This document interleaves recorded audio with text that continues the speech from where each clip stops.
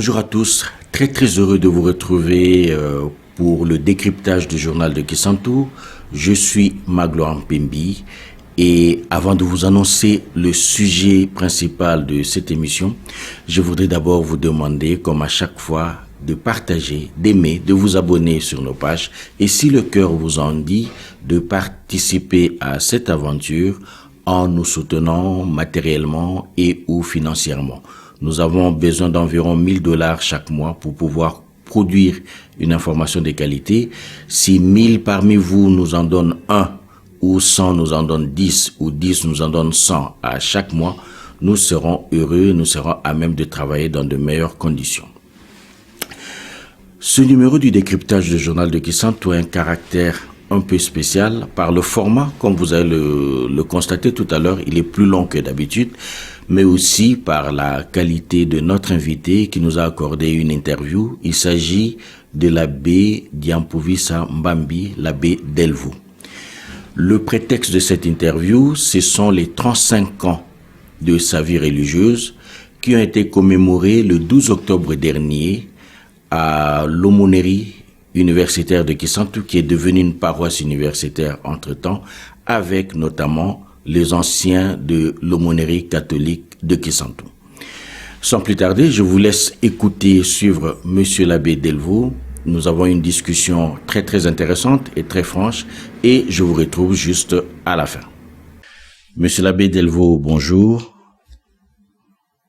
Bonjour Magloire. Merci d'avoir accepté de répondre à nos questions pour le journal de Kisantu. Mais avant de commencer, il y a au moins 2 conflits d'intérêts que je dois déclarer parce que c'est pour être très transparent avec nos auditeurs. Il y en a au moins 2. Le premier conflit d'intérêts, c'est que vous avez été mon aumônier alors que j'étais étudiant. Donc on se connaît. Ah oui. On se connaît donc, voilà, c'est pas, vous n'êtes pas un étranger pour moi, je n'en suis pas un pour vous. Et le deuxième conflit, c'est que vous avez été à la réunion initiale qui lançait le journal de Kisantu. Vous êtes un des fondateurs, on va dire, oui, un des souscripteurs. Donc voilà, au moins c'est clair, il faut pas que les gens aient l'impression qu'on joue une comédie. Donc, non. Merci beaucoup. En fait, pour prendre un terme philosophique entre guillemets, le prétexte de cette interview, c'est les 35 ans de votre vie religieuse qui ont été fêtés le 12 octobre dernier à l'aumônerie catholique de Kisantu, à l'aumônerie catholique universitaire. Alors, une précision. Oui. Les 35 ans ont été faits. En fait, j'ai réalisé mes 35 ans le 29 juillet. Okay. Mais par communauté, nous l'avons célébré le 12 avec les étudiants à l'aumônerie catholique. D'accord. Et donc, la précision que vous apportez montre encore l'intérêt de cette interview parce que c'était le 29 juillet, vous avez attendu quelques mois ou quelques semaines et la fête a eu lieu à l'aumônerie catholique. Donc, j'imagine que pour prendre une telle option, c'est que l'aumônerie représente quelque chose de particulier pour vous et c'est de ça dont on va parler au cours de cette interview. Mais avant d'aborder le corps du sujet, j'aimerais avec vous, si vous le permettez, que vous nous retraciez un peu votre parcours. Qui est l'abbé Delvaux Diampovisa Mbambi?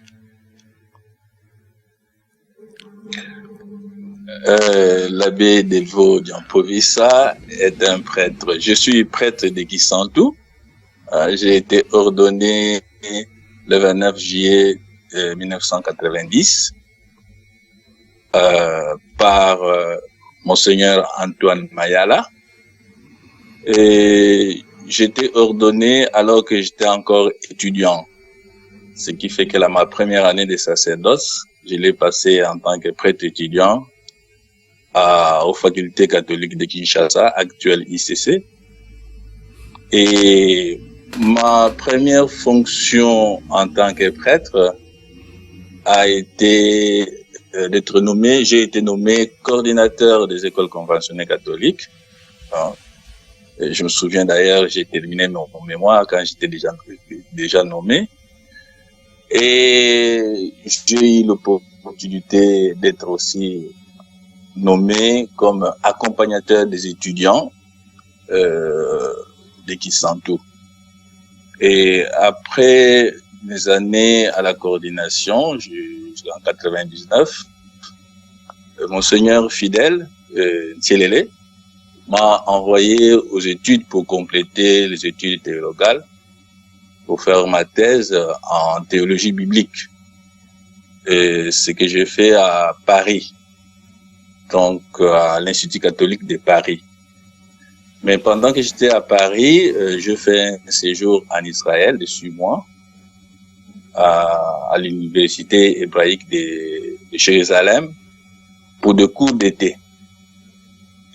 J'ai exercé en France dans des paroisses à Paris, dans les banlieues parisiennes, à Noisy-le-Grand, puis en Bourgogne, à Dijon, dans 2 paroisses, Issuti et Auxonne. Je suis revenu au pays en 2009, donc j'ai passé 10 ans en Europe. En 2009, je suis revenu, j'ai été nommé recteur de la propédeutique Saint-Pierre à l'Infou, où j'ai passé 1 année. Il a plu à Monseigneur Fidèle de me remettre à la coordination des écoles conventionnelles catholiques de 2010 à 2015. Et après, les évêques du Congo central ont jugé que je pouvais rendre service en tant que recteur du Grand Séminaire de Mayidi. Et j'ai passé 7 ans à Mayidi, de 2015 à 2022. Je suis venu à Kisantu, dans mon diocèse, parce que Mayidi est interdiocésain. Et Monseigneur Jean Crispin Kimbeni m'a désigné comme administrateur de la paroisse Saint-Joseph à Guintanou, 1 année. Et en 2003, il m'a nommé à la Caritas diocésaine. Donc actuellement, je suis à la Caritas diocésaine. Vous voulez dire 2023, c'est ça? Je suis ici à la paroisse Sainte Famille de Guintanou comme vicaire dominical. Voilà. Oui, j'ai cru entendre 2003, c'est plutôt 2023, c'est ça? 2023, oui. Merci pour corriger la règle. D'accord, monsieur l'abbé, merci. Et donc, vous continuez à enseigner encore ou pas? Je continue à enseigner à Mayidi.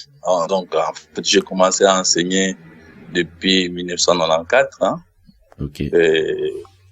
Et j'ai des cours en tant que visiteur. Mais étant donné la charge horaire, j'ai retenu 2 cours que j'assure au Grand Séminaire de Mayidi. Monsieur l'abbé est professeur d'université, docteur en théologie biblique. Pour ceux qui nous écoutent, si ça les intéresse, parce que c'est pas toujours évident de lire les thèses, mais moi j'avais fait le petit effort. Si je ne me trompe pas, la thèse s'intitulait « Tu ne jugeras point ». C'est bien ça?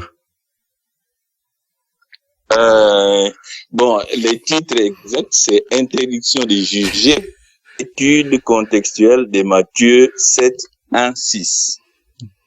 En fait, c'est une thèse qui peut être aussi présentée en histoire des religions, en religion et société. C'est dans ce sens-là que j'ai conduit ma thèse, en fait. C'est très intéressant. Si ceux qui nous écoutent, le cœur leur en dit, ils peuvent aller jeter un coup d'œil. Finalement, à entendre votre parcours, on va noter une constante, c'est que l'éducation a été constamment au centre de ce que vous avez fait, parce que vous terminez les études et vous êtes coordinateur des écoles. Ensuite, pendant que vous êtes coordinateur des écoles conventionnées catholiques, vous êtes à l'université comme aumônier des étudiants. Vous terminez une thèse, vous dirigez le grand séminaire de Mayidi pendant 7 ans. Donc, vous êtes vous êtes constamment resté dans ce milieu-là de l'éducation.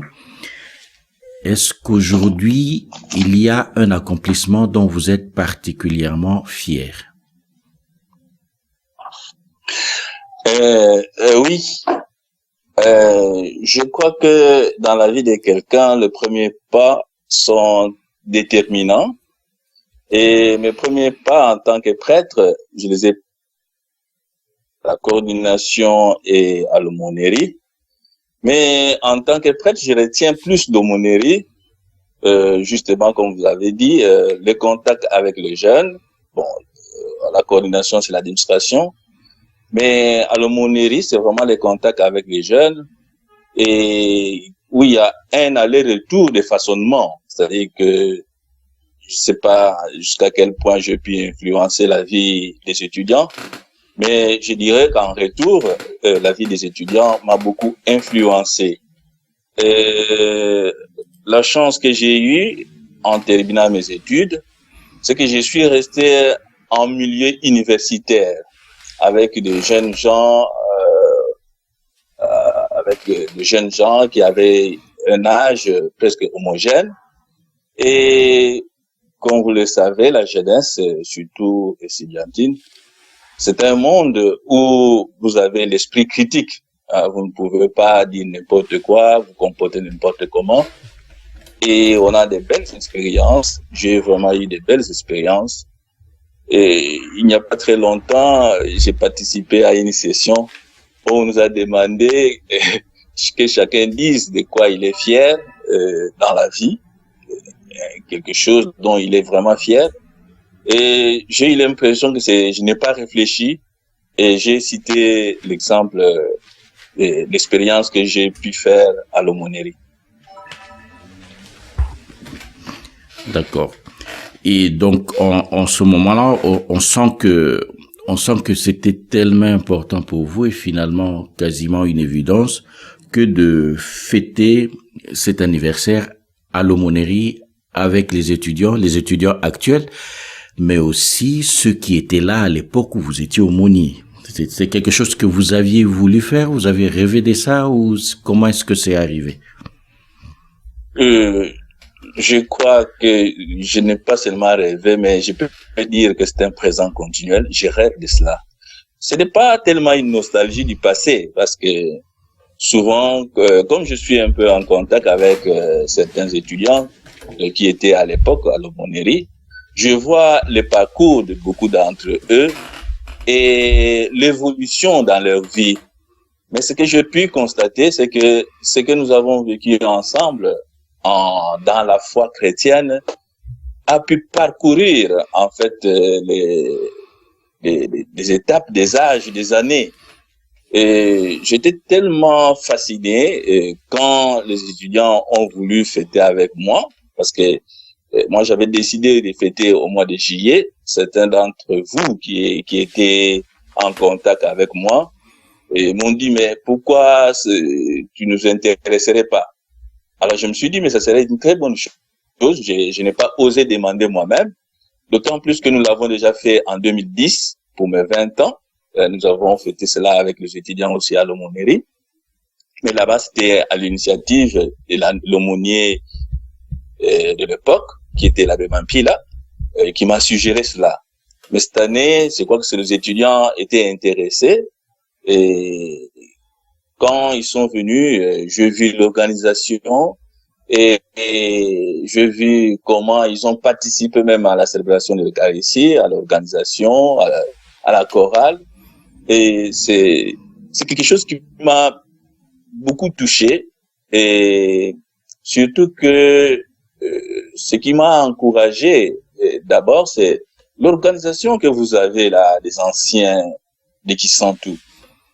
Je pense que aujourd'hui le progrès, le développement et l'épanouissement même de la communauté va avec des pairs avec la capacité des gens de travailler ensemble pour un même objectif. Et je puis sentir cela dans l'organisation que vous avez avec les anciens de Kisantu, et je puis sentir cela en particulier pour les anciens de l'aumônerie catholique. Et cela m'a beaucoup encouragé, on m'encourage beaucoup pour voir que des gens peuvent parcourir des années avec un objectif commun et pour plus d'épanouissement et en grandissant dans la foi chrétienne aujourd'hui, ce qui n'est pas toujours donné à les jeunes gens d'aujourd'hui, ce qui pose vraiment problème. Je crois que ce sont des valeurs qui guident la vie. Et je pense que je peux être fier de cela, pas une fierté personnelle, mais nous avons traversé les temps ensemble, mais je vois que ce que nous avons vécu ensemble, ou les idées qui nous sont partagées au départ quand j'étais aumônier et que vous étiez étudiant, ces idées ou certaines d'entre elles ont traversé les temps et ont consolidé, ont construit votre personnalité ou la personnalité de beaucoup à l'aumônerie des anciens, parmi les anciens de l'aumônerie catholique. Je vais poser une question bateau, on va dire. Vous avez revu des figures des années, on va dire 93, parce que moi je suis arrivé à Kisantu en 93, ce qui ne nous rajeunit pas. Et donc j'imagine que le 12 octobre dernier, il y en a que vous avez revus depuis peut-être 10, 15 ans, que vous ne les aviez pas vus. Qu'est-ce que ça vous a fait personnellement de revoir ces visages-là devant vous le jour de cette cérémonie?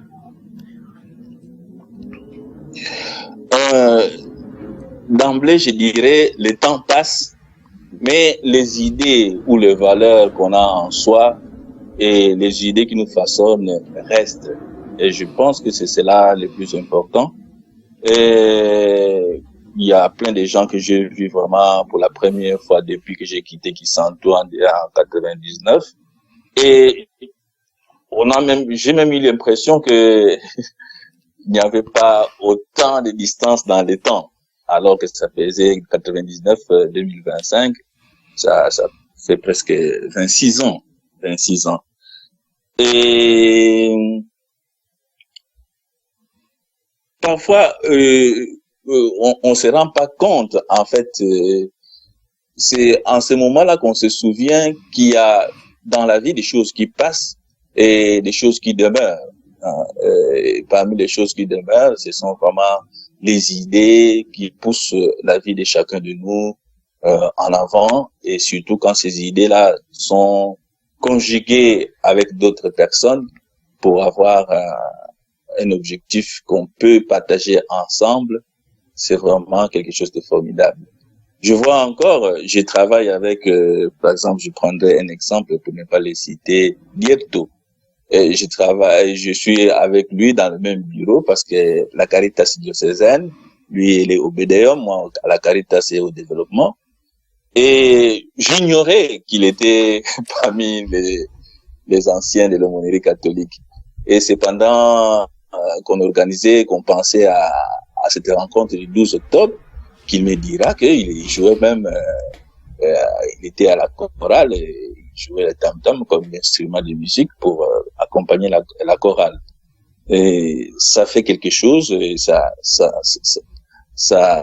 nous aide, nous aussi, à grandir. Et personnellement, l'expérience que j'ai vécue à l'aumônerie catholique m'a fait grandir dans ma foi et dans ma vie pastorale aussi.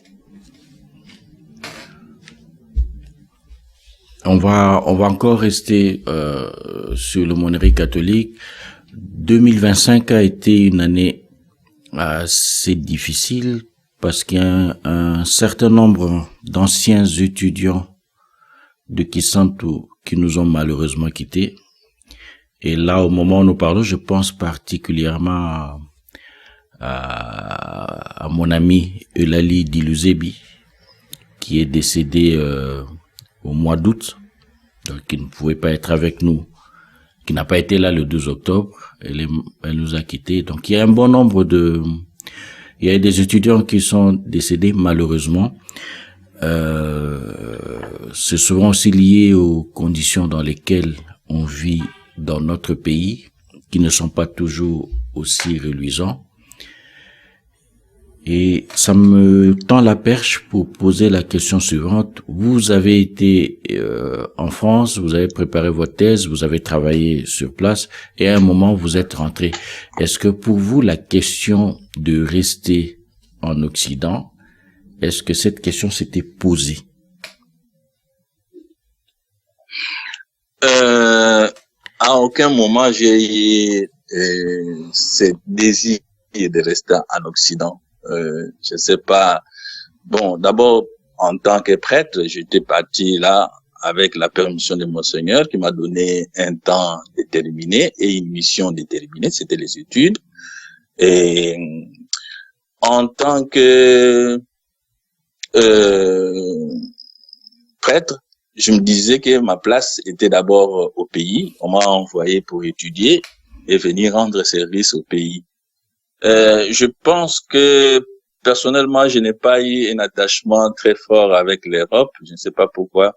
Peut-être parce que j'ai fait déjà 10 ans là, j'ai eu quand même à voir les hauts et les bas qui se trouvent là-bas, les côtés positifs ou les côtés moins brillants de l'Europe. Mais je pense que j'ai toujours cru que ma place est dans mon diocèse. À moins que les autorités du diocèse pensent autrement. Je n'évoquerai pas cela ici, mais je le dirai quand même. Que j'ai eu l'opportunité de retourner comme fidèle d'Onum en Europe, mais j'ai partagé avec mon évêque pour dire si je pouvais continuer à travailler ici et non pas rentrer en Europe. Donc, je ne sais pas, chacun a sa façon de voir. Et je me dis que partout, c'est vrai qu'aujourd'hui, l'Europe a besoin de l'apport du point de vue de la pastorale chrétienne. La pastorale, elle a besoin de prêtres d'ici. Mais il faut aussi dire qu'ici aussi, il y a des besoins qui se font sentir. Et je me sens très, très bien en ayant eu cette idée de revenir, hein, d'abord par obligation, mais aussi par sentiment diocésain, pour dire que je suis un prêtre diocésain. C'est mon évêque qui dispose d'abord de moi. Et s'il m'envoie, avec lui, je peux voir si c'est possible ou pas. Mais jusque-là, en tout cas, je suis très accroché à mon diocèse et je sais qu'il y a beaucoup à faire aussi dans les diocèses, que je peux rendre aussi service ici et plutôt qu'ailleurs. Dans la même veine, on se rend compte aujourd'hui que l'Occident pose, si je peux m'exprimer ainsi, un défi éthique à nous autres du Sud. Je parle des Africains subsahariens pour garder pour restreindre un peu l'application de ce que je vais dire. En termes d'options de société, d'options en matière d'éthique et de morale, quand on est africain au sud du Sahara, on est heurté par certaines prises de position qui sont devenues de lieux communs en Occident. Je vais prendre un exemple que tout le monde saisirait. Par exemple, ce qu'on appelle le droit à l'avortement. Ces prises de position dans les sociétés occidentales sont aussi quelque part la traduction du recul de l'Église, en tout cas de son influence sur la manière de conduire la société en Occident. Les valeurs de l'Église, les valeurs catholiques ne sont vraiment plus d'actualité en Occident. Est-ce que, sachant que les Africains ont tendance à regarder, pour certains en tout cas, l'Europe comme un horizon indépassable, est-ce que vous craignez ou comment est-ce que vous pensez que les choses pourraient évoluer chez nous, dans les mœurs par exemple, sur ce plan-là, par rapport à la relation qu'on a avec l'Occident? Un exemple tout bête, déjà, par exemple, tout ce qu'on regarde comme divertissement, comme film, et même les infos que nous suivons, en général, nous sommes tributaires du filtre que l'Occident ou les puissances occidentales ou impériales du filtre que eux ils utilisent et on reçoit leurs informations. Au Congo, je pense que la radio la plus écoutée, c'est doit être Radio France Internationale. Donc, quand vous tenez compte de tout ça, même si il n'est peut-être pas toujours très bon de juger, comment est-ce que vous voyez les choses dans l'avenir chez nous par rapport à cette exposition continuelle avec cet Occident qui a des options qui fondamentalement ou traditionnellement heurteraient ce que nous sommes, ce que nous avons nous comme repère? Bon, de toute époque, en tout lieu, le choc des cultures est un grand problème, est un grand problème. Et quand on ne parle de la culture, on a toujours tendance aussi de dire que bon, de ne pas comprendre ce que les autres font. J'étais tout à fait étonné quand je suis arrivé en Europe en 99. Et dans une des paroisses, les chrétiens, la première chose qu'ils m'ont dit, Père, ici, pas de morale. Je me posais la question, mais c'est quoi cette société qui n'a pas besoin de morale ou qui rejette la morale très loin? Alors, je pense que après, en vivant avec eux, j'ai compris une chose, que l'éthique doit aller avec la société et doit voir d'abord l'épanouissement de la vie. Je pense que la meilleure définition de l'amour, c'est donner, protéger, faire épanouir la vie. Comment c'est possible? Et protéger la vie, c'est cela aussi. Et je pense que c'est cette ligne-là que l'Église reste, pour protéger la vie à partir du moment où elle commence. C'est déjà une vie. Alors, maintenant, le regard que nous avons par rapport au choc des cultures, je me souviens un jour, je posais la question à un confrère prêtre qui accompagnait au Parlement européen, et je me disais, avec tous bon, ce que nous n'appelons pas nos valeurs, avec tout ce qui est promu par le Parlement européen, comment vous, en tant que prêtre, vous vous sentez? Sa réponse était simple, il a dit, Delvaux, vous voyez, on accompagne la vie des gens. D'abord, ce n'est pas juger, mais accompagner. Et je crois que c'est cela qui est très difficile parfois pour nous en tant qu'Africains. Mais je me dis, peut-être que des exemples concrets que nous prenons, souvent sont des exemples peut-être qui donnent une image hideuse de la morale occidentale. Mais quand on regarde parfois dans la vie de chaque jour, j'ai parfois l'impression que nous sommes beaucoup plus formalistes et non pas, je dirais, réels. Je prends l'exemple, par exemple, de la solidarité. On parle beaucoup de la solidarité africaine. Mais moi, je vois, ici, si on demande dans les quartiers de cotiser pour aider quelqu'un, on va souvent regarder de quelle religion il est, de quel coin il est, de quelle tendance politique il est. Alors que, bon, en étant par exemple à la Caritas, je le vois, en étant intérimaire au bureau de développement, je le vois, les sommes que nous recevons de l'Europe pour les aides, et moi j'ai fait l'expérience, ce ne sont pas nécessairement les gens les plus riches qui donnent les aides pour aider dans des projets de développement ou des projets de société ou aider pour les catastrophes. Parfois, ce sont des gens qui ont de la peine à nouer les deux bouts du mois, mais qui se sacrifient. Et j'ai eu l'impression certaine que eux sont capables de penser à des gens qui sont loin, avec qui ils ne sont pas en contact, sans demander de quelle religion il est, de quelle province il est, de quel coin, de quelle tendance politique. D'ailleurs, dans les projets de développement, on nous les dit, ce ne sont pas des projets confessionnels, ce ne sont pas des projets tribaux, mais ce ne sont pas des projets aussi des tendances politiques. Alors, donc, on peut disserter sur beaucoup de choses. Il faut d'abord voir quelle est la tendance, en fait, quel est le parcours, en fait, de chaque peuple, hein. Je crois que l'Occident a aussi son parcours que nous n'avons pas nécessairement. Et j'essaie un peu pas d'éviter la question, mais de réorienter la question vers ce qui peut aller avant. Par exemple, dans le projet de développement où nous travaillons, une des difficultés chez nous, c'est de travailler ensemble. On le voit, hein, travailler ensemble, ça signifie que dépasser un peu notre ego. Et comme je dis, il n'y a pas de développement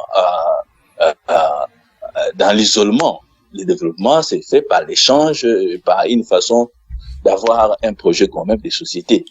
Et je pense que quelque part, si nous sortons de notre formalisme, d'ailleurs on le voit, et nous verrons que de plus en plus, peut-être que nous avons déjà adopté la façon de penser des Européens. C'est le pragmatisme, le réalisme, particulièrement quand on voit la place qu'on donne à l'argent. L'argent qui n'est plus un outil, mais qui, dans beaucoup de cas, devient de plus en plus la finalité même de la vie ou de la recherche ou de certaines choses. Et je parlerai par exemple vous voyez, peut-être que tu poseras une question dans ce sens-là. Aujourd'hui, avec les compétences que nous avons, avec les ressources que nous avons, avec tout ce que nous disons avoir comme valeur, pourquoi, par exemple, les pays africains ne décollent pas? Pourquoi nos communautés n'avancent pas? Peut-être quelque part, il nous manque ce qu'on peut appeler des compétences douces. Hein. On dirait que il y a plus de diplômés que d'intellectuels. L'intellectuel, c'est celui qui est guidé aussi par certaines valeurs, des valeurs qui traversent les temps, les époques. Mais souvent, j'ai l'impression que nous, ici, chez nous, nous pensons à la longueur de notre petite vie. Et c'est cela qui pose problème. Ou c'est pour cela que on clame partout la compétence, mais une compétence très égoïste qui cache mal la gestion même de la chose publique, une gestion solitaire, opaque, et je dirais même hautaine, hein, de la chose publique. Donc voilà, et moi je pense que la religion ou la vie chrétienne ne peut pas seulement s'en tenir aux mœurs, hein, voire le mœurs, parce que le progrès moral que propose l'Église, c'est une adhésion personnelle. Hein, et on peut dire que ce sont des propositions auxquelles devraient adhérer ceux qui pensent partager la même façon de voir pour un objectif commun. Je crois que le rôle d'abord de notre religion devrait être de permettre à l'homme de réfléchir sur son destin et ses responsabilités.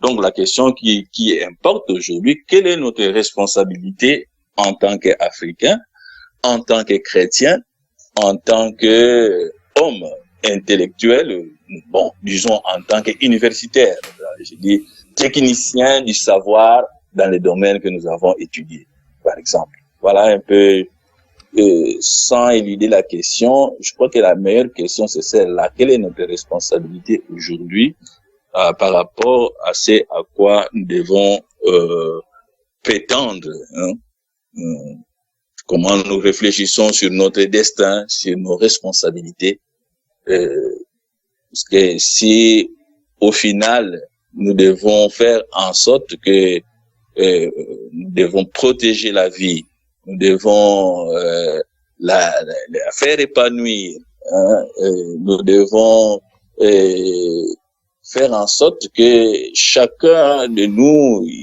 mène une vie digne. Nous pouvons le faire que ensemble à travers les valeurs que nous partageons. Vous parlez du développement et vous avez déjà évoqué en creux ce que je pense, si je vous ai bien suivi, ce que je pense que vous considérez déjà être un frein à notre développement, le fait qu'il y a beaucoup d'ego et ça entraîne une incapacité à travailler ensemble. Vous avez parlé de la responsabilité. Et je rebondis là-dessus pour vous poser la question suivante. Beaucoup de ceux qui sont aux affaires dans le pays, beaucoup de ceux qui dirigent, beaucoup de ceux qui sont des cadres dans ce pays, et je m'inclus là-dedans, ont été formés par l'Église.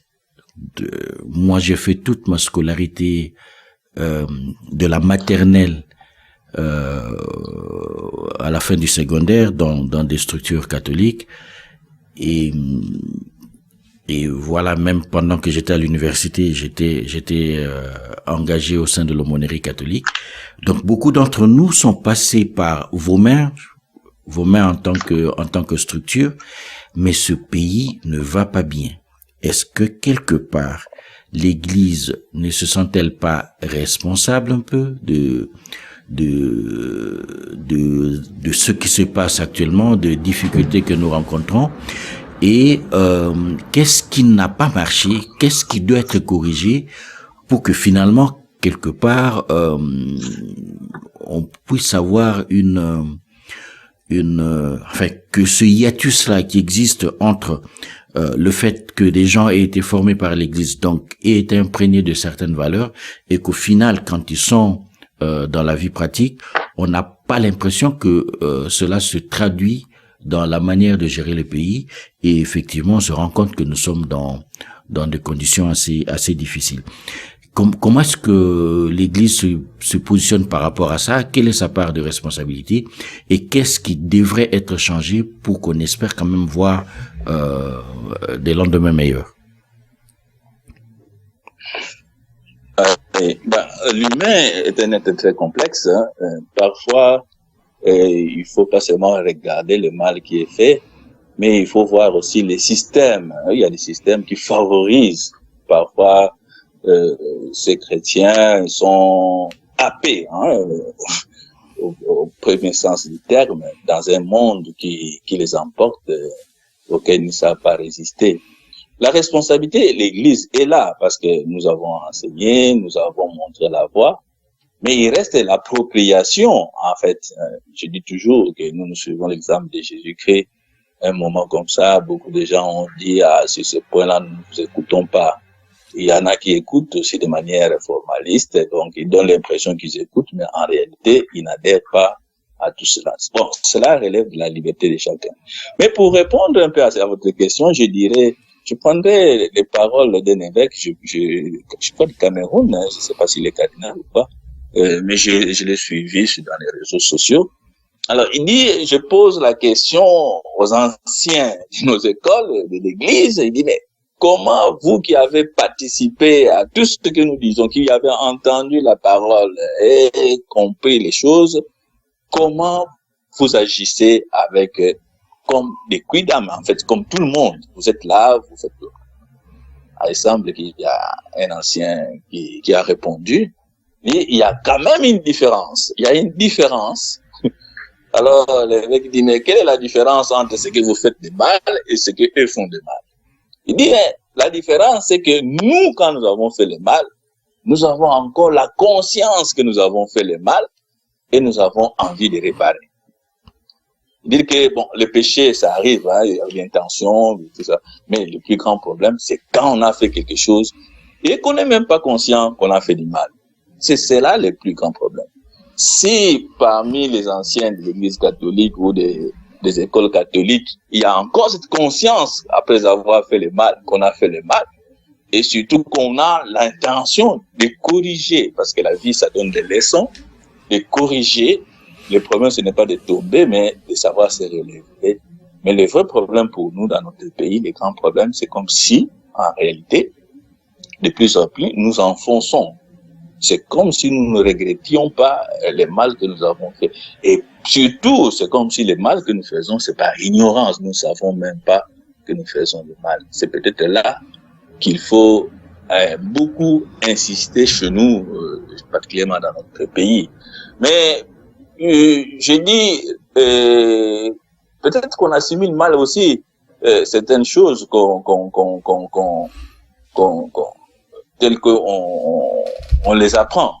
J'ai dit souvent, il faut éviter d'être parlé. Il faut vraiment parler. C'est-à-dire que être parlé signifie, on nous dit quelque chose, ça nous plaît, nous y adhérons, mais nous n'en faisons pas quelque chose que nous mâchons, que nous digérons en rejetant les éléments toxiques pour retenir les éléments nutritifs. C'est parfois ce qui se passe un peu dans notre vie et c'est malheureux.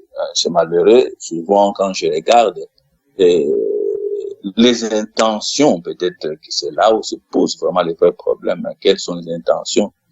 Parfois, nous disons que nous enseignons le peuple, mais pour quelle intention?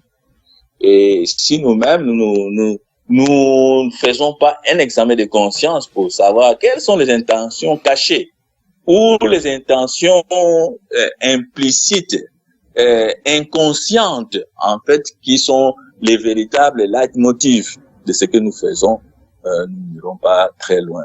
Et je crois que pour toute personne qui prétend être un leader ou bien qui prétend montrer les chemins, c'est la première des choses.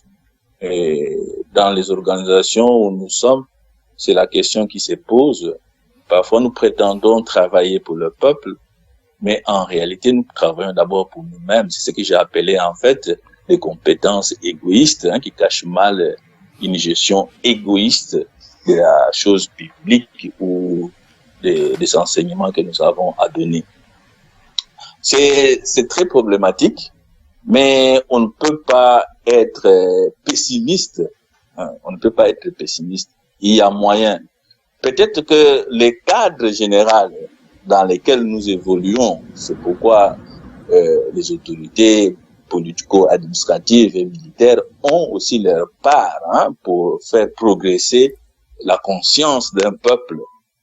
C'est un système qui peut nous aider soit à tomber encore beaucoup plus bas, parce que les gens deviennent en fait pratiques, réalistes, ou soit aller plus haut. Mais j'ai toujours eu l'impression qu'il suffira d'une certaine impulsion, et si le système change, le système de vie, je parle pas de système politique, c'est pas un problème politique, le système de vie, ou la compréhension, l'idéologie même, les valeurs que nous mettons en avant-plan, notre pays peut avancer facilement et l'Église trouvera sa place pas des redresseurs de conscience, mais au moins d'une institution qui oriente les consciences. Aujourd'hui, c'est un grand problème. J'ai été dans l'éducation, comme vous l'avez dit, mais on a l'impression que vous parlez avec des gens, vous leur dites, vous voulez orienter leur vie, vous leur dites, voilà l'orientation qu'il faut prendre pour arriver à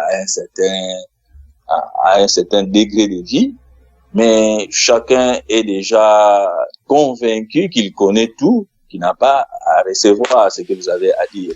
Il y a une certaine résistance, parfois quand on est adolescent aussi, on le sent, mais il y a une certaine adolescence intellectuelle aussi, surtout quand on pense que les choses commencent avec nous et vont se terminer avec nous. Et on le voit dans le fait que souvent chez nous, il n'y a pas une continuité administrative. Il y a ce qu'on peut appeler des générations spontanées. C'est comme si les choses commencent avec nous d'abord, alors que le progrès, c'est de s'inspirer aussi des erreurs du passé pour aller loin dans l'évolution ou dans le développement de l'esprit et de l'environnement. Le progrès, c'est un processus cumulatif et c'est vrai que dans nos sociétés, souvent on n'observe pas cette tendance dans le temps. Un petit exemple que tout le monde saisirait pour comprendre cela, c'est que on voit ça dans nos familles quand les parents décèdent, ben les enfants qui restent, ils se mettent à dilapider les biens que les parents ont laissés. Ils vont vendre toutes les parcelles ou des entreprises, de choses comme ça. Ce qui fait que finalement, on n'a pas ce processus d'accumulation qui, en fin de compte, ferait le développement. Monsieur l'abbé, on va essayer d'être pratique parce que le temps avance. On va vers la fin de notre discussion. On va essayer d'être vraiment pratico-pratique, pragmatique. Vous êtes toujours dans l'éducation, mais vous êtes aujourd'hui aussi dans le développement de manière concrète. Je veux vous poser la question suivante. Est-ce qu'il y a 3 choses sur lesquelles on peut travailler de manière concrète dans notre société qui, selon vous, nous permettraient de faire de pas en avant, mais vraiment de manière très concrète?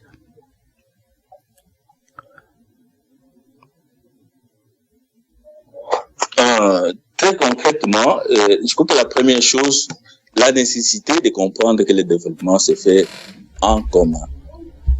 Et c'est là où, bon, dans l'Église, nous parlons de la synodalité. Et dans la société, on parle de la redevabilité, en fait.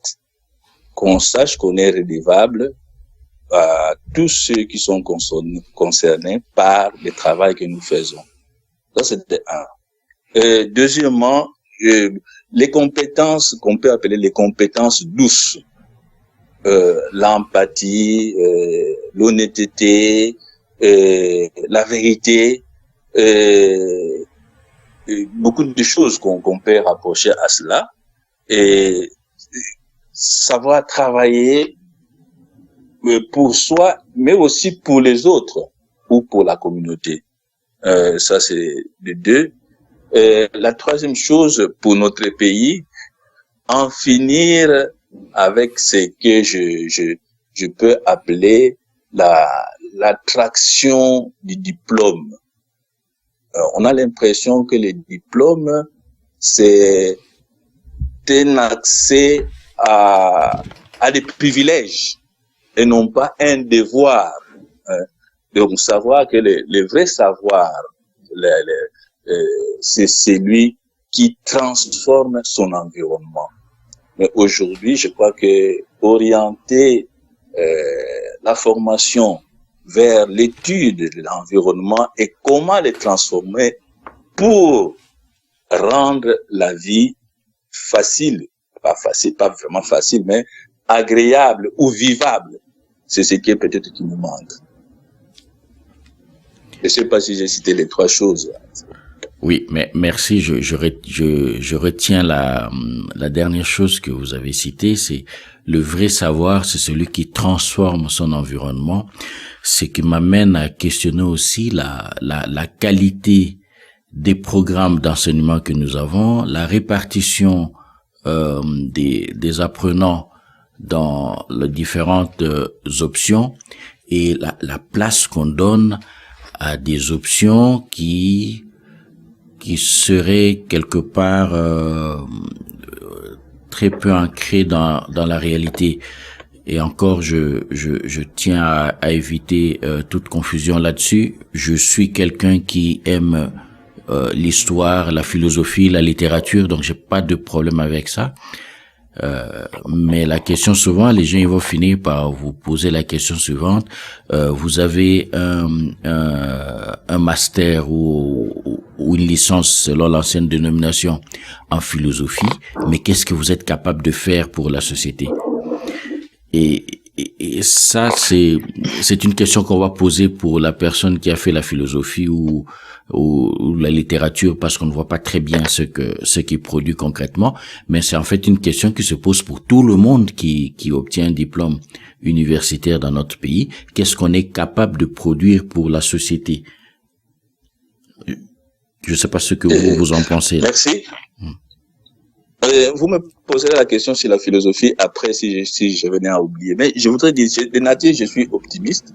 Je vois quand je traverse les temps, quand j'ai quitté la coordination en 99, pour voir, par exemple, des filles dans la section agronomie, qui font l'agronomie, tout ça, l'environnement, c'était difficile. Quand je reviens au pays, je sens que il y a un engouement de plus en plus dans l'agroalimentaire et beaucoup de sciences dans ce sens-là, les techniques industrielles. Je me souviens quand on a créé une école et on a installé la section construction, les gens du village disaient, vous voulez que nos enfants soient des maçons, mais aujourd'hui, de plus en plus, les gens comprennent que notre pays est un chantier, hein. Notre pays, vraiment, c'est un chantier, que ce soit sur les infrastructures ou tout ce qui est transformation des choses, de l'agriculture ou des aliments, cela.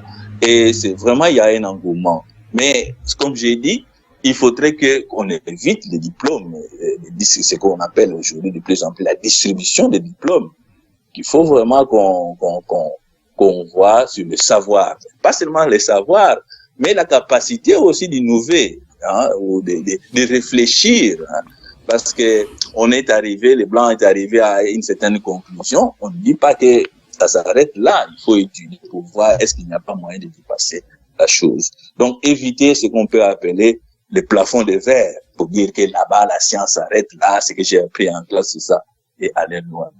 J'en viens un peu au problème de la philosophie, voilà. Mais tout ce que nous disons ici, par exemple, je dis, mais aujourd'hui, il y a beaucoup de compétences en agronomie, en construction, mais on voit des maisons qui s'écroulent après avoir été construites, et on se pose la question. Mais je crois que c'est l'orientation même la valeur qu'on donne par rapport à la formation. Une tête bien faite ou une tête... Aujourd'hui, on sait, bon, moi j'assiste un peu à tout ce qui se passe ici, et je ne sais pas comment on peut être fier de l'enseignement quand un élève de la 4e année actuelle, la 6e année secondaire entend, et depuis le début de l'année commence déjà à cotiser l'argent pour la corruption, quoi. Donc ce sont des jeunes gens en fait qui n'étudient plus. Bon, comme je te disais, l'optimisme c'est que même dans cet environnement, il y a toujours des gens qui se distinguent. C'est ce qu'on peut appeler les petits restes là sur lesquels on peut compter. La philosophie aiderait, par exemple, à réfléchir sur tout ce qui fait que, malgré nos compétences, malgré nos ressources, nous n'arrivons pas à décoller. Donc là, ce n'est plus un problème technique, c'est un problème de l'anthropologie, de la sociologie, je dirais même de la religion qui guide beaucoup, qui est le leitmotiv de beaucoup de chrétiens aujourd'hui au Congo. Donc voilà, donc les réflexions profondes. Et d'ailleurs, bon, vous êtes en Europe, vous savez qu'avec l'intelligence artificielle, il y a beaucoup de tâches qui seront bientôt facilement accomplies par la machine que par l'homme.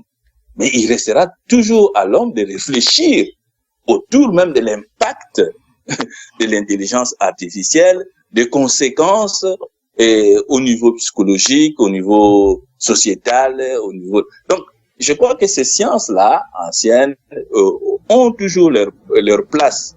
Mais c'est de bien les utiliser, comme je dirais aujourd'hui, c'est de bien les utiliser là où il faut, mener vraiment des réflexions profondes, qui sont d'autres parfois anthropologiques. Hein. Et aujourd'hui, nous avons une religion sans anthropologie, sans sociologie, sans psychologie, et on sait comment, par exemple, où les charlatans peuvent avoir aussi leur place en ce moment-là. Donc, je crois qu'on ne peut pas négliger toutes ces sciences, d'autant plus que dans les temps, la philosophie a englobé, les Socrates étaient à la fois philosophes, ils étudiaient la cosmologie, ils étudiaient l'astrophysique, donc voilà un peu. Donc, ces sciences qui peuvent être dites transversales sont aussi nécessaires pour ne pas être cantonné. Hein. En médecine, on blaguait en Europe, souvent il y a des médecins qui sont spécialistes en oreille gauche. C'est de ça qu'on a vraiment besoin, uniquement, mais on a besoin parfois des généralistes. Et d'ailleurs, la médecine aujourd'hui prend aussi en compte la démographie, beaucoup de problèmes. Hein. Et une science globale, donc l'homme est tellement globalisant qu'il est difficile de le réduire à une seule dimension économique ou scientifique ou technique, quoi. Voilà un peu ce que je peux dire. On va vers la fin. Je voudrais vous faire réagir à deux sujets d'actualité et après vous aurez le loisir de dire votre mot de la fin. Le premier sujet, il y a quelques jours, un braquage de banque à Kinshasa, à Victoire. Bon, on va essayer d'être prudent parce que la vérité judiciaire, à ma connaissance, n'est pas encore établie. Mais sur ce que nous avons vu, il y a une femme d'origine congolaise avec la nationalité allemande qui aurait tenté de braquer une banque ou a braqué une banque. En tout cas, elle est présumée innocente jusqu'à ce que sa culpabilité soit établie. Et lors de son arrestation, on a vu la police se comporter de manière obscène. On l'a dénudé, on a filmé son intimité qu'on a diffusé sur les réseaux sociaux. Et il semble que ces images se soient partagées parmi des officiers de police et parmi d'autres personnes dans la population. Et toujours, il y a quelques jours, une femme de 29 ans, militaire, était en procès pour avoir, si j'ai bien compris, fait des photos avec sa tenue militaire et les avoir diffusées sur les réseaux sociaux. Une des photos incriminées, c'était l'accusée, la femme, embrasser son fiancé pour annoncer leur mariage. Alors moi, ces deux événements m'ont interpellé et me font questionner sur la place ou le regard qu'on a sur la femme dans notre société actuellement. Le questionnement est d'autant plus important pour moi parce que je suis Mukongo et chez nous, normalement, la femme, on l'appelle Ndona. La femme et on a beaucoup de respect pour les femmes, pour les mamans. Et j'ai du mal à me situer dans cette société où on a vraiment l'impression que la femme peut être objectivée à un niveau où on a ça peut aller très loin, en tout cas au moins pour les deux exemples que je viens de donner là. Qu'est-ce que ça vous inspire comme réflexion? Quel regard vous portez sur la manière ou la place de la femme dans notre société contemporaine aujourd'hui au Congo-Kinshasa? Oui, mais je crois que c'est vraiment un grand problème. Et je ne sais pas si c'est l'influence des réseaux sociaux, mais c'est le respect, la dignité qu'on peut donner au corps humain. Hein. On voit comment les gens peuvent torturer quelqu'un sans état d'âme, on le voit par exemple quand il y a des vindictes populaires, hein, comment on peut tuer quelqu'un parce qu'on croit qu'il a volé ou qu'il a fait ceci. C'est un problème de la dignité, donc la présomption. Alors, le vrai problème, c'est que aujourd'hui,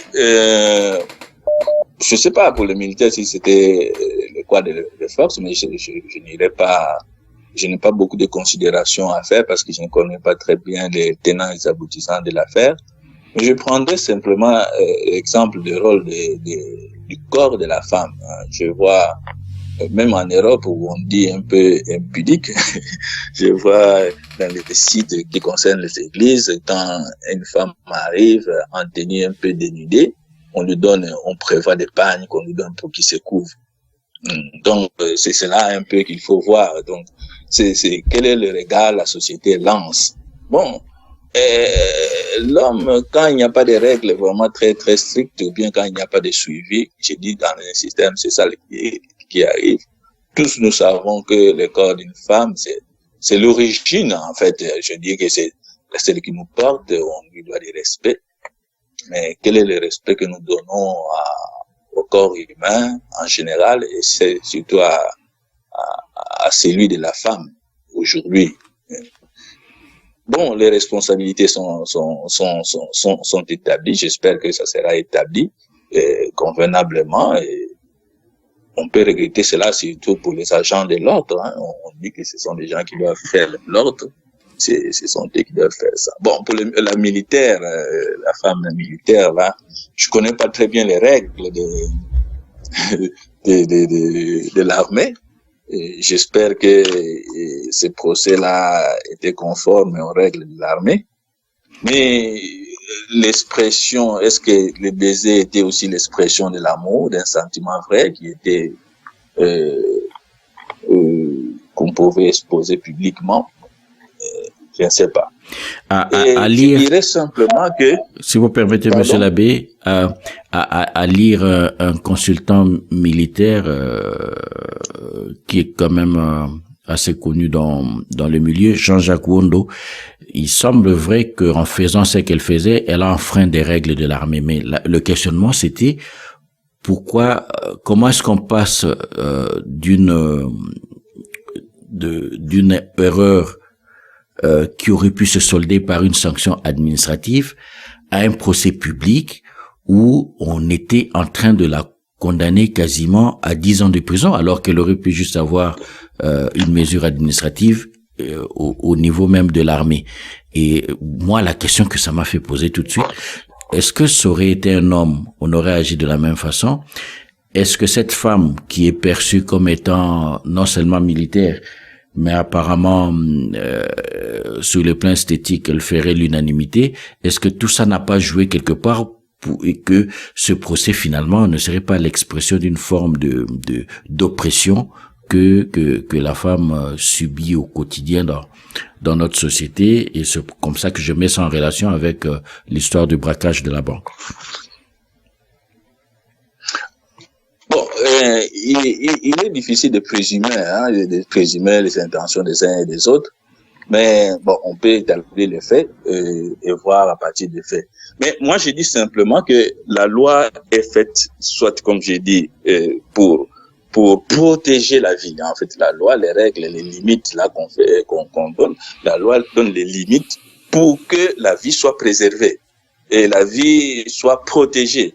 C'est cela qui importe. Si l'intention au départ est de protéger la vie, on peut voir les degrés de quoi des sanctions ou des procédures qu'on peut mener. D'ailleurs, c'est ce qui fait que même pour la braqueuse là, on dit non, il est coupable, elle est coupable dans ce qu'il a fait, son intention d'aller braquer, même si avec un petit jouet, avec un jouet. Mais ça ne fait pas d'elle quelqu'un qu'il faut exposer dans sa nudité. Parce que, en fait, ce n'est pas elle qui est, comment on dirait, qui est mise à nu ou qui doit avoir honte, mais c'est notre société, pour dire que quelles sont les valeurs qui guident notre société. C'est là aussi, même un condamné à mort a quand même certains droits quand on donne la valeur à la vie. Mais je crois que c'est cela qui est difficile pour nous. Quelle valeur nous donnons à la vie et à la vie individuelle, et la vie sociale et la vie morale. Donc, comment faire en sorte que les règles, les lois qui doivent être en fait, et qui ne doivent pas être seulement des lois dans la lettre, mais qui doivent être appliquées, comment ça peut conduire à protéger la vie, à la faire épanouir convenablement. C'est ça, peut-être là aussi la philosophie peut jouer. Hein. Les hommes de droit voient la lettre et ailleurs on peut voir l'esprit de la lettre. Une dernière sous-question par rapport à ce dossier avant de passer à la deuxième question d'actualité.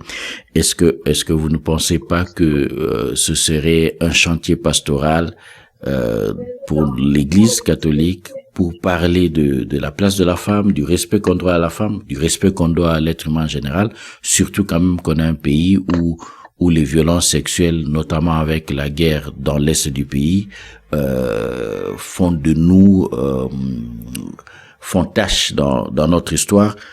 Je rappelle que nous avons un prix Nobel de la paix. Ça fait plaisir pour l'ego, mais il est quand même prix Nobel de la paix parce qu'il passe son temps à soigner des femmes qui ont été agressées sexuellement. Donc, moi, j'aurais bien préféré qu'on n'ait pas de prix Nobel de la paix, tant pourvu que nos femmes soient protégées. Est-ce que c'est pas un chantier pastoral et est-ce que l'Église ne devrait pas s'emparer de cette question et participer à la rééducation de la société sur ce sujet-là?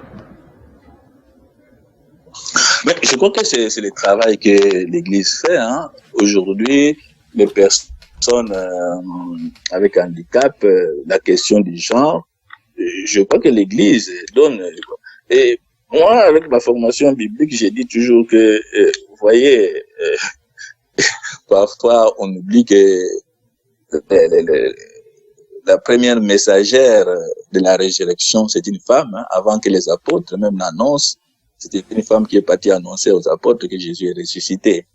Donc, c'est dire que la place de la femme est là, mais maintenant, selon les sociétés aujourd'hui, il y a certains regards qui sont posés ou certaines limites qu'on pose. Mais je pense que la femme a toute sa place dans la préoccupation de l'Église. Et aujourd'hui, d'autant plus que si l'Église lutte pour la dignité humaine, et aujourd'hui, la dignité de la femme, c'est vraiment quelque chose qui occupe une place. Et on martèle. Deuxième question d'actualité à laquelle je voulais vous faire réagir. Vous avez été 6 mois en Israël. Depuis le 7 octobre 2023, après l'attaque menée par le Hamas contre des populations israéliennes, Israël a bombardé, a réduit Gaza en cendres, des milliers de morts, des images d'horreur insoutenables, des femmes et des enfants formant 80% des victimes selon les estimations. En tout cas, une boucherie, un vrai massacre, et on parle aujourd'hui de génocide de la part du gouvernement israélien. Il se fait que quand on parle de cette question avec des Africains ou des Congolais qui généralement sont croyants, il y en a qui vous sortent la carte de Israël, c'est le peuple élu de Dieu, et donc on ne peut pas les attaquer, qui les attaque s'expose à la fureur de Dieu, et c'est ce que subissent les Palestiniens, justifiant en cela le génocide subi par les Palestiniens. Je pose la question aux théologiens que vous dites, est-ce que cette notion de peuple élu de Dieu est une notion qui peut encore être évoquée, surtout nous dans notre contexte africain, des gens qui ont subi la colonisation, l'esclavage? Est-ce que cette notion de peuple élu de Dieu, évoquée dans nos assemblées, dans nos discussions, est-ce qu'au vu de tout ce qu'il y a dans l'actualité, est-ce que pour vous, ça ne frôle pas l'indécence de parler en ces termes-là par rapport à une puissance qui est, de mon point de vue, nocive dans la vie internationale? Alors, je voulais d'abord faire une mise au point. Du point de vue théologique, on ne peut pas théologiser une guerre. Ce n'est pas le lieu de parler de la lutte des biens et des balles. Ce sont des peuples qui se battent, et ils se battent, je ne sais pas, pour quelque chose certainement, mais de là à théologiser la guerre, c'est vraiment, il y a un pas qu'il ne faut pas franchir. Mais que beaucoup franchissent allègrement. Avec ma formation, si vous permettez de me savoir que beaucoup franchissent allègrement, oui, surtout quand on écoute les prêches des églises de réveil. Et il y a un bon monde qui écoute ces prédicateurs-là. Oui, bon, aujourd'hui, bon, souvent quand on théologise la guerre, on dit nous sommes du côté du bien et les autres, les adversaires sont du côté du mal. Oui. Donc c'est ça qui pose problème. Donc de deux côtés, quand vous vous battez, c'est qu'il y a, vous estimez être du bon côté. Chacun, en tout cas, celui qui se bat, se bat pour quelque chose. Mais c'est pas un lieu théologique, il faut dire, voilà, qui est du côté du bien, qui est du côté du mal. Il y a un grand problème et qu'il faut voir et peut-être analyser et voir comment les deux peuples peuvent se parler ensemble et aller vers la paix. Parce que si vous voulez protéger la vie, tout ce qui tue la vie est quelque chose de pas convenable, parce que Dieu nous a fait, il veut nous donner la vie et la donner en plénitude. Alors, deuxièmement, je vais venir sur le côté élu, le mot élection. Alors, personnellement, je n'aime pas beaucoup le mot élection. Parce que élection, ça donne comme si c'était un lieu de privilège. On est élu, on le voit même ailleurs, les élections servent de caution pour que celui qui est élu jouisse de certaines choses, au lieu que ça soit un devoir, en fait. Si vous êtes élu, ça signifie qu'on vous juge capable de rendre service, de répondre à certains besoins de la communauté. Voilà un peu. Donc, on oublie ces services. Voilà. Il y a un autre mot dans la Bible au lieu de parler d'élection, on peut parler d'être appelé. Appelé. On est appelé à quelque chose, à une mission. Quelle est la mission qui a été donnée au peuple élu, entre guillemets? C'est d'être la lumière du monde, en fait.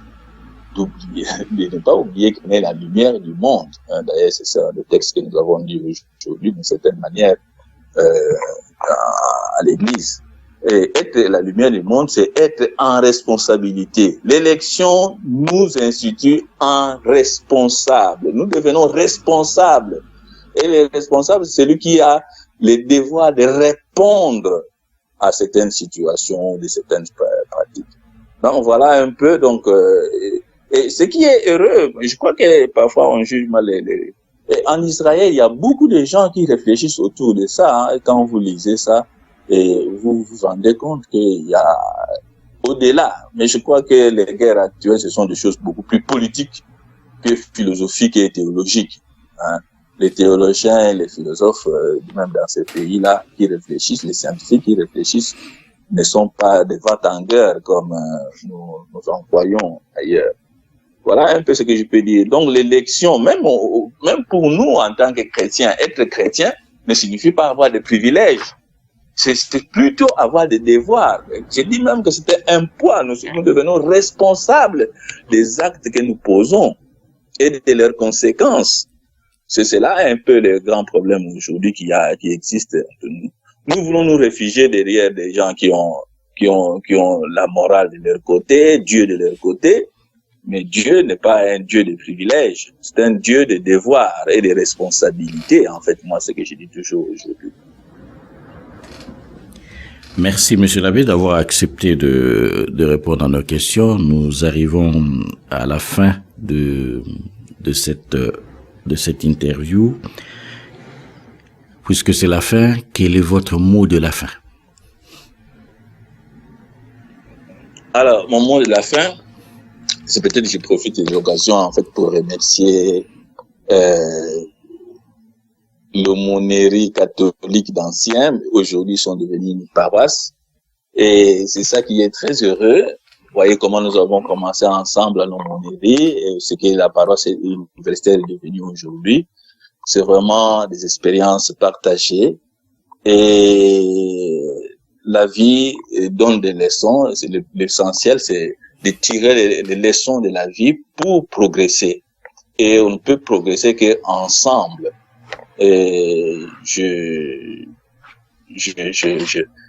félicite votre initiative des anciens de Gisantou de former une certaine solidarité pour voir un peu, pour être attentif. J'ai suivi le décès d'Ilusebi. Et elle a eu la gentillesse de passer à Maïdi, de passer à Maïdi nous voir. Nous a parlé beaucoup de sa vie aussi. Et je crois que c'est quelqu'un qui est resté engagé